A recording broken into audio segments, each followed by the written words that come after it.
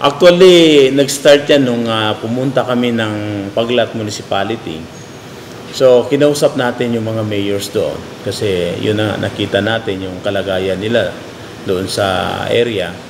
So, hanggang nakapag-usap kami ni Vice Governor na mag-set ng araw para i-invite itong mga different mayors para mapag-usapan yung immediate na solusyon dito sa problema ng baha at saka magkakaroon din ng long-term na pagpoplano dito sa problema natin kasi hindi naman po pwede ito na araw-araw or every month na lang is magbibigay tayo ng tulong para sa mga affected na mga kababayan natin kasi hindi kawawa talaga sila.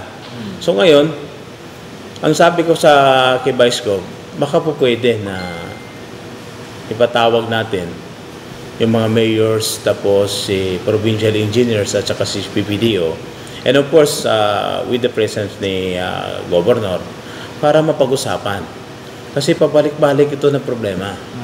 So palagay ko ito na yung kanina nakita natin na masaya yung mga mayors kasi pinangunahan mismo ng provincial government at ang provincial government naman is masaya dahil nakita na nandun yung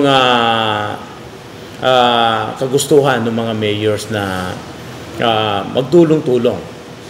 Yes, ang immediate na napag-usapan doon is magkakaroon kami ng by Thursday ng ocular inspection doon sa area na kung saan nanggagaling itong tubig baha.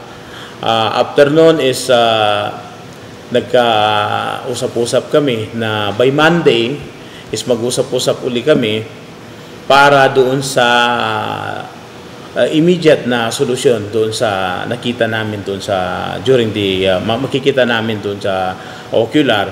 So initially meron na kaming napag-usapan na magkakaroon ng mga equipment kasi meron na ngayon ang Buluan, meron din hinire ang Municipality of Paglat. So ang provincial government ng MDS meron na rin. So mag-additional pa tayo ng equipment. So meron na kaming inutusan na magpunta ng Davao para mag-hire tayo ng additional na equipment para mapabilis yung paglabas ng tubig dito sa affected LGUs. Yes, by Thursday, sama-sama kami na pupunta. So, nagkasundo na kami na ang meet-up namin is in Capitol.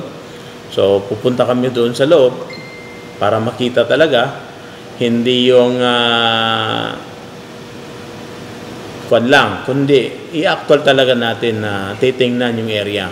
Kasi mahirap naman na magpo-planning ka na hindi mo talaga nakita yung ano talaga yung totoong sitwasyon doon sa mga area na yon.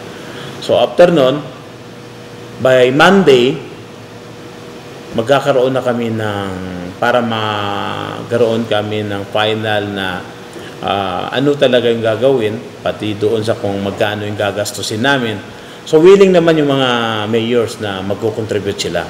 So maganda yun na nakita natin na yung mga LGUs is handang makipagtulungan sa provincial government ng MDS. Ang alam ko, may mga sumubok na rin. Pero itong time ni Governor Mitimbang at saka si Vice Governor Ustad Sisam Nando, talagang hindi lang pagpuplano, kung hindi, yun na nga, by Thursday is pupuntahan namin. Kung gagawin namin kung ano po yung makakaya ng lokal na pamahalaan ng mga munisipyo ng GSKP, Paglat, Buluan, Pandag, tapos yun na nga, tutulong ang provincial government.